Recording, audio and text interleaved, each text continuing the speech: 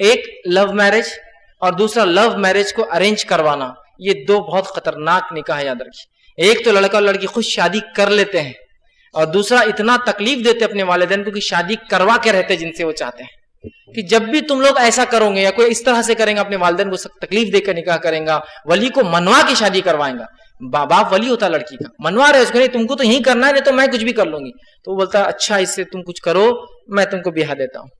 تو یہ love marriage, اور لو میرج کو جو ارینج کرواتے ہیں تمام غلطیاں کر کے، خطائیں کر کے، افیئرز کر کے، تمام برائیاں کر کے، وہ ایک بات یاد رکھ لے، ایسے میرجز میں سکسیس ریشو بہت لیسٹ ہے، بہت لیسٹ ہے، میں کہہ رہا ہوں نا، اتنا کم ہے کہ کسی کو انتہا نہیں، اتنی کم ایسی شادیاں سکسیسفل ہوتی ہے، بہت کم، میں کہوں گا بے انتہا کم ہے اس کا ریشو۔ کیوں؟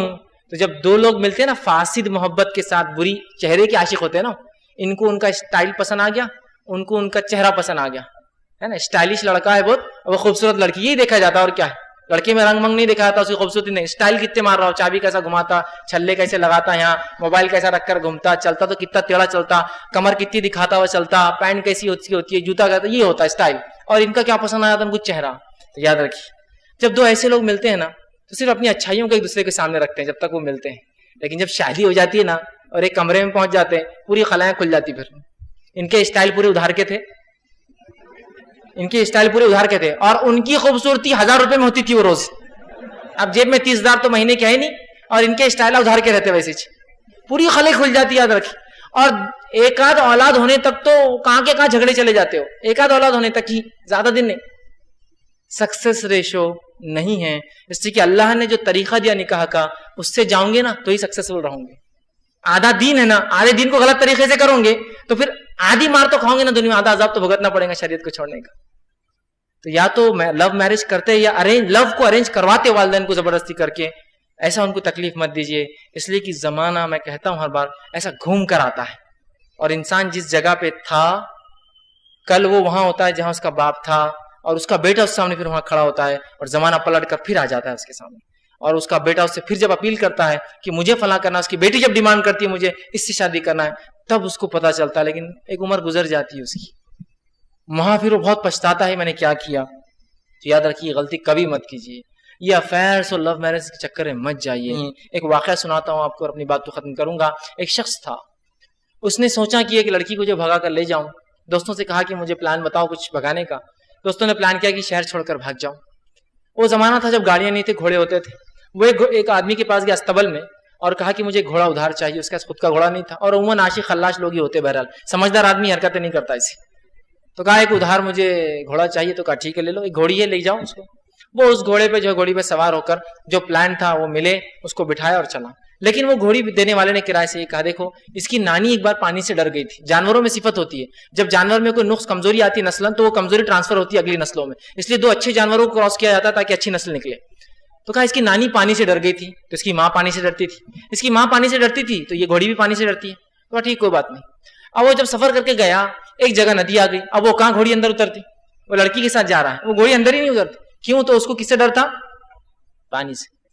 اس لڑکے نے کہا کہ ہم واپس جا رہے ہیں، لڑکی نے کہا کہ دوسرا راستہ ہے بھاگنے کا، تو کہا نہیں ہم واپس جا رہے ہیں۔ واپس گیا، گھوڑی دے دیا، بچی کو گھر بھیج دیا اور کہا میں توبہ کرتا ہوں اس عمل سے۔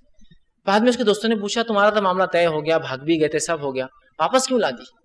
تو اس لڑکے نے بہت اچھا انالیسس کنکلوژن نکالا تھا اس واقعے سے۔ اس نے کہا جب میں نے ایک گھوڑی والے سے یہ گھوڑی لیا تھا، اس نے کہا اس کی نانی پانی سے ڈری تھی، تو اس کی ماں پانی سے ڈرتی تھی، تو اس کی بیٹی پانی سے ڈرتی ہے، تو مجھے خیال ہوا اگر میں اس کو لے کر بھاگوں گا تو میری بیٹی کسی کے ساتھ بھاگ کے جائیں گی، اس کی بیٹی کسی کے ساتھ بھاگ کے جائیں گی۔ اور یہ ہوتا ہے، یاد رکھیں، جن لوگوں نے لو میرج کیے نا ان کے بچے بھی اسی طرح اسی نقش قدم پر چلتے ہیں۔ کیوں؟ وہ کیا ہوتا ہے معلوم؟ جب کوئی آدمی لو میرج کر لیتا ہے، سارے لنجھاڑے چل لیتا ہے، پورے سماج والدین کو تنگ کر لیتا ہے، اور جب وہ شادی کر لیتا ہے اور جب اس کے بچے بڑے ہوتے ہیں، لوگ بولتے ہیں بھائی تمہاری شادی کا تو کیا، تمہارے امی ابا نے تو وہ زمانے میں بھاگ کے شادی کی تھی، تو اب تم تو کیا ایڈوانس ایج میں ہو، you are in advance age, تمہارے لیے کیا مسئلہ ہے؟ تمہارے امی تو وہ زمانے میں بھاگے تھے جبکہ کرائے کی گاڑیاں بھی نہیں چلتی تھی، تو انہوں نے گاڑی چرا کے بھاگے تھے، بابا تمہارا کیا ہے، تم تو بہت اعلیٰ خاندان سے ہو۔ تو بچے بچپن سے پروگرامڈ ہوتے ہیں، اور میں نے کئی تجربات ایسے لوگوں سے سنے ہیں جنہوں نے کہا ایک غیر مسلم صاحب تھے اور ایک چھوٹی سی تجارت کرتے تھے، آئس کریم بیچتے تھے۔ ایک دن مجھ سے کہنے لگے، اور بہت پہلے کی بات ہے، مجھ سے کہنے لگے اور بتانے لگے. جب میں کالج میں تھا تو مجھے ایسے کہنے لگے, ہوتا ہے نا آپ کسی کے ساتھ بیٹھ جائیے, کچھ کھانے پینے اپنے ایکسپیرینس, وہ اپنے تجربات شیئر کرتے. تو مجھ سے کہا کہ دیکھو تم نوجوان لڑکے ہو, کبھی جو بھاگ کے شادی نہیں کرنا بیٹا. تو میں نے کہا آپ کو کیا کسی نے کچھ بتایا کہ میرے بارے میں بھاگ کے شادی کر رہا ہوں اور میری عمر شادی کی ہے کیا؟ نہیں میں خالی بول رہا ہوں, ابھی تم بڑے ہوں گے, کالج جائیں گے, تو ایسا نہیں کرنا. میں نے کہا کیوں؟ تو کہا جب میں جوان تھا نا تو میں نے بھاگ کر شادی کیا تھا. تو میں نے اس سے کیا ہوا؟ تو کہا میں اس لیے بتا رہا ہوں کہ 2 مہینے پہلے میری بیٹی بھاگ گئی, تو اس وجہ سے جب سے بہت صدمے میں, لیکن میں کسی کو کچھ بول نہیں سکتا بولے, اس لیے کہ سسرال والے بول رہے یہ تو بدلہ ہے جو تو نے ہم کو تکلیف دیا. اور میں بھی سوچ رہا ہوں کہ بھگوان نے مجھے صحیح وہ اس کا بدلہ دے دیا جو میں نے کیا تھا, کسی کی لڑکی بھگایا تھا. تو مجھے کہنے لگا کہ نہیں کرنا. تو یہ ایکسپیرینسز لوگوں کے کیا سمجھ میں نہیں آتے ہم کو. تو یہ لو میرج یا لو میرج کو ضد کر کے ارینج کروانا کے ریشیو, سکسیس ریشیو بہت کم ہے, یاد رکھیے. کیوں؟ تو اس میں سماج کا کوئی پریشر نہیں رہتا, آپ پہلے سے طے کر چکے ہوتے کون چاہیے آپ کو. اب اگر آپ اپنے والد کو بولے کہ یہ لڑکی میرے سے ضد کرتی, میری آپ کی جو بہو ہے میری بیوی ہے نہیں سنتی, ضد کرتی, اپنے میرے سالوں کو لا لے رہی ہے, اپنے بھائیوں کو لا لیتی, فلاں کرتی, تو آپ کیا بولیں گا؟ بیٹا آپ کی پسند تھی, اب آپ دیکھیے کیا معاملہ ہے. آپ سالے والے دھوکے جائیں گے تو پھر ہم دیکھیں گے کیا ہوتا ہے, لیکن ابھی تو ہم کچھ نہیں کر سکتے, اس لیے کہ آپ تو اڑے تھے, سن نہیں رہے تھے. اب اگر لڑکا ظالم مل گیا, لڑکی کو دھو رہا ہے خوب, لڑکی جا کے بولے ابا وہ بہت دھو رہا ہے, تو ابا کیا بولتے ہیں؟ بیٹا یہ ڈٹرجنٹ تو تم نے طے کیا تھا کون سا دھلائی کے لیے ہونا, ہم نے تھوڑی لائے تھے یہ سرف چن کے تمہارے لیے کہ دھوئیں گا, یہ تو تمہاری چنی ہوئی صابن ہے نا, دھو رہا ہے تم کو تو دھو لو. سپورٹ نہیں ملتا نا, دونوں فیملی سپورٹ نہیں کرتی ہے, دونوں ہاتھ اٹھا لیتے ہیں, تو آپ بے سہارا ہو جاتے ہیں. بیچ میں معلق بادلوں کے جیسا, نہ آسمان کے اوپر ہے نہ نیچے, بس لٹکے ہوئے بیچ میں, بہت بدترین زندگی ہوتی ہے, یاد رکھیے. تو یہ ایکسپیرینسز یاد رکھیے لوگوں کے, یہ میری نصیحت کو یاد رکھیے, کبھی بھی کوشش مت کیجیے لو میرج مطلب جس میں پہلے افیئر کر لیا, آپ سب طے کر لیں. ہاں کوئی اچھی لڑکی, دیندار لڑکی, جو صفتیں آپ کو چاہیے, چہرے کا عاشق نہیں ہے وہ آدمی, صفتوں کا عاشق ہوتا ہے کسی کے, اچھی خصلتیں, اچھے خاندان, اچھی صفات, دینداریاں اور یہ سب چیزوں کو دیکھتا ہے, اور اپنے والد سے احتراماً کہتا ہے کہ گھر کی لڑکی اچھی دکھتی ہے, آپ رشتہ بھیجے, تو بہت اچھی بات ہے. اور اس طرح سے کچھ ہوتا ہے تو ٹھیک ہے, ورنہ آپ سب کچھ کر کے پھر والدین کو رسوا کر کے نکاح کرے, یا لو میرج کو ضد کر کے ارینج کروا لے اس میں سے, اور بھاگ کر شادی کرے, پھر تو بیڑا ہی غرق. یہ چکر میں مت جائیے. سلوشن راستے بہت سے ہیں. والدین سے بہرحال آخری نصیحت کر کے بات ختم کروں گا. آپ کے بچوں کو اگر ایسا چہرے کا عشق ہو جاتا ہے اگر کبھی, تو ان کو سمجھائیے. اس کا حل یہ نہیں ہے کہ سیدھا سدھر جاؤ تو تمہیں ٹانگیں توڑ دوں گا, یہ حل نہیں ہے. بیٹا تم سیدھے جاؤ تو کالج بند کر دوں گا, برقع پہنا دوں گا, یہ حل نہیں ہے. آپ ان کو بتا نہیں رہے کیا نہیں کرنا ہے, صرف آپ کو برقع پہنانے سے, اسکول چھڑانے سے, کالج چھڑانے سے یہ سلوشن نہیں ہے بھائی. وہ محبتیں ایک بیماری کی شکل میں اس کے دل میں بس جائیں گی اور ناسور بن جائیں گی اس بچی اور بچے کے لیے. ایکسپلین کیجئے, سمجھائیے کہ محبت کیا ہے, عشق کسے کہتے ہیں, حقیقی عشق کس سے ہونا چاہیے, حقیقی محبت کس سے ہونا چاہیے, اس کے طریقے کار کیا ہوں گے. یہ طریقہ بیٹا درست نہیں ہے, اس کے نقصانات بتائیے, تو اس کو بات سمجھ میں آئیں گی.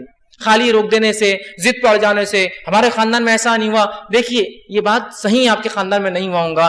زمانہ کس رفتار سے چل رہا ہے آپ کو سمجھنا پڑے گا, برائیاں کس رفتار سے پھیل رہی اس کو سمجھنا پڑے گا. آپ نے خود تعلیم اور تربیت کے لیے کوئی نظم ان کے باندھا نہیں, ان کی کوئی تربیت نہیں کی بچپن میں, آپ کو یہ بھی سوچنا پڑے گا. اس کے بعد اب جو ہو گیا اس کے حل نکالنے کی طرف جائیے. اپنی انا اور ضد کو مت بیچ میں لائیے, ورنہ والدین ضد کرتے ہیں. ضد مت کیجیے, ابھی بات سنجیدگی سے سمجھنے اور سمجھانے کی ہے, منانے کی ہے, حقیقتوں کو سمجھانے کی ہے, محبت کیا ہوتی ہے بتانے کی ہے. آپ خالی روک دیں گے, یہاں نہیں, فون بند کر دو, اس کو برقع پہنا دو, کالج چھڑا دو, یہ حل نہیں ہے.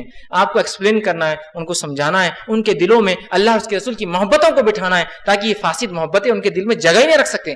حقیقی محبت جو میاں بیوی کی ہوتی ہے, انسان کو دوسرے سے ہوتی ہے, یہ محبت الگ ہے, یہ شادی کے بعد ہوتی ہے. اس سے پہلے جو ہوتی ہے وہ چہرے کا عشق ہوتا ہے. شریعت میں اس کی کوئی گنجائش نہیں ہے. میں اسی